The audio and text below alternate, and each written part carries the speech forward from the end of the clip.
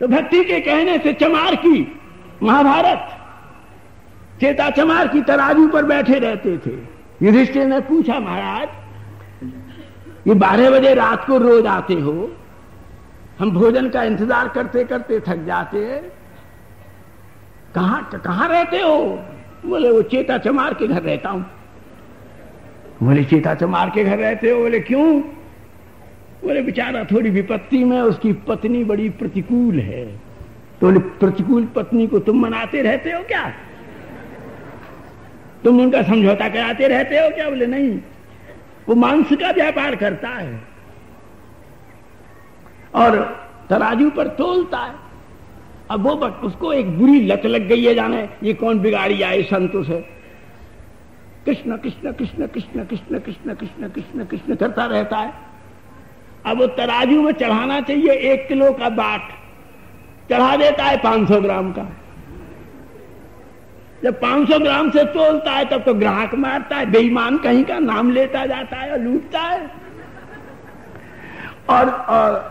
और जब आप 1 पाव मांगा किसी ने और 1 किलो का बाट रख देता है तो पत्नी बेलन से मारती है, घर लौटा देगा। कम तोलता है तो ग्राहक मारता है, ज्यादा तोलता है तो पत्नी मारती है। तो बोले तुम क्या करते हो? बोले मैं तराजू पर बैठा कभी छटाक का होता रहता हूं, कभी किलो का होता रहता हूं। मेरा काम तो ये देखना क्या है, कहाँ है, कैसा है, ये रूप, ये रंग, ये गंध, ये रस, ये वाणी, सब ये लड्डू, ये चर्व्य चोष्यले, ये भक्ष्य भोज्य, अम्ल तिक्त कटु कषाय, ये सब गोविंद तक नहीं पहुंचते। गोविंद वो सुदामा का, कल बापू ने कहा, वो सुदामा की सुशीला ने महाराज तंडुल भेजे, वही बात नहीं है ना। भागवत के नीचे का पटल भी देख लो, वो बच्चे के पहनने के अंगरखा का थूक और नाक से सने हुए कपड़े में गांठ लगा लगा करके दुर्गंधित वस्त्र में लपेट के भेजा। महाराज अब छेद को बखिया कहां करती, सुई डोरा कहां से लाती? जहां छेद था वहीं डोरा से बांध दिया, फिर छेद किया वहीं डोरा से बांध दिया। और वो पड़ोसन के यहां से ले आई थी पिसा हुआ तंदुल चूर्ण, तंदुल नहीं तंदुल चूर्ण, और ला करके बांध दिया और फिर उसको रख दिया बगल में। तो वो पसीना से गया भीग, तो महाराज वो पसीना के पानी से ही चावल का चूड़ा लड्डू बन गया।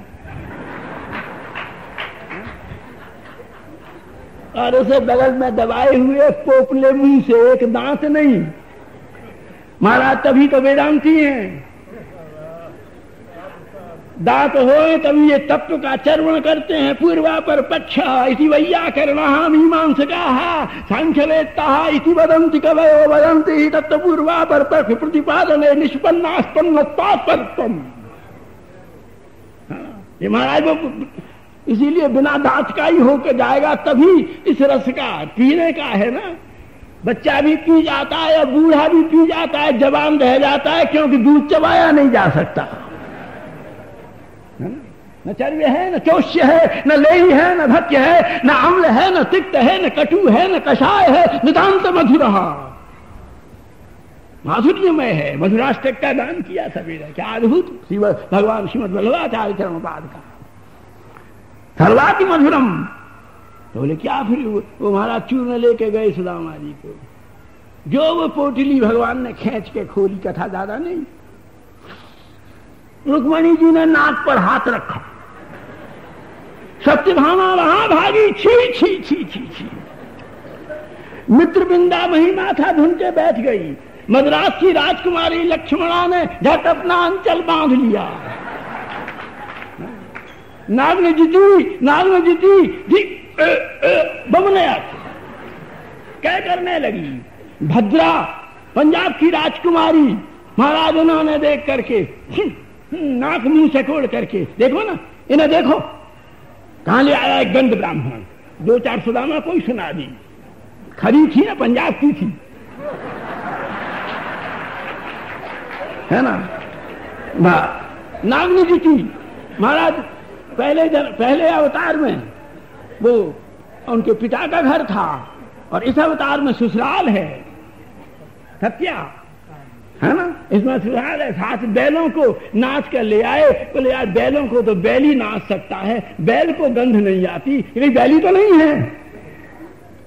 सत्याजी ने भी आपत्ति की, लक्ष्मणा ने, मित्रवृंदा ने, और केवल चुपचाप रही तो थोड़ी सी जाम्बवंती रही, क्योंकि साक्षात भक्ति देवी। और कुछ चुप रही तो सत्यभामा जी रही, क्योंकि पृथ्वी को सर्वगंध सहन की सामर्थ्य है। ऐसा शेषन महारानी घबरा गई। तब फिर महाराज और ठाकुर वाह वाह वाह, अरे बोले इतने इत्र यूं ही खराब किए तुमने। महाराज सैकड़ों रुपए तोले के इत्र आते थे। बोले जब तुम्हें ये गंध पसंद है, किसी किसी का स्वभाव है। तब महाराज श्री कृष्ण कहते हैं, रुक्मणी तुम कैसे भूल रही हो साक्षात परालक्ष्मी। न मेरे नाक में गुलाब की गंध जाती है, न केवड़े की, न खस की, न हिना की, न मकरंद की, न मेरी किसी की साड़ी में सेंट लगा हुआ है कि कोई केसर लेप करके आया है, कि मृगमद का आलेप किया है, कस्तूरी का आलेप किया है। मेरी नासिका ऐसी प्रूफ है कि उसमें कोई गंध नहीं जाती, लेकिन उसमें नहीं रुकती है किसी के हृदय में महकने वाली भाव की गंध। केवल भाव गंधग्राही गोविंदा, न कोई तत्व पहुंचता है। इसलिए महाराज ये वेदांत, सुदामा जी पक्के वेदांती हैं, क्योंकि एक भी दांत नहीं है, और दांत जैसा दुष्ट कोई नहीं है।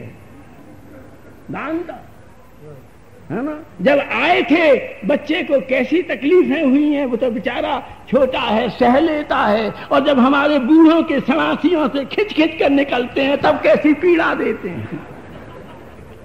इसलिए ये तर्क दांत है, जब ये तर्क मन में आएगा तब भी पीड़ा देगा, और जब संत की सनासी से खींच कर निकाला जाएगा तब भी पीड़ा देगा। इसलिए पहले से ही वेदांती होकर के नारद की तरह से नारद दंतावली नवर्तते यस्मिन स नारदः, है ना। नारद की दंतावली नहीं है, तर्क नहीं करते। नारायण नारायण नारायण श्रीमन नारायण, श्रीमन नारायण नारायण, श्रीमन नारायण नारायण। महाराज वो भी नहीं करते, वो बच्चा हैं, उनके दांत अभी पूरे निकले नहीं है, दूध के दांत हैं, सनकादिक। बोले हरि शरणम हरि शरणम हरि शरणम मुखे वचा। दोनों शिव जी महाराज बोलते ही नहीं, बोले दांत तो है, लेकिन दांत दिखाना भी या तो दैन्य है या क्रोध है। वो समाधि में मुंह बंद किए रहते हैं महाराज। इसलिए दांत बड़ी भयंकर वस्तु है, और इसलिए वेदांत वही है जिसमें तर्क दंतोत्पाटन हो गया। चाहे राजी राजी, चाहे बुढ़ापे के निकाले गए हों, चाहे बालकपन के आ रहे हों, चाहे मूर्खता से तर्क आए हों, चाहे अति पांडित्य जन्य तर्क आए हों, दोनों ही तर्क तुमको राधा माधव के दिव्य रसास्वादन के अशेष सौभाग्य से वंचित कर देंगे।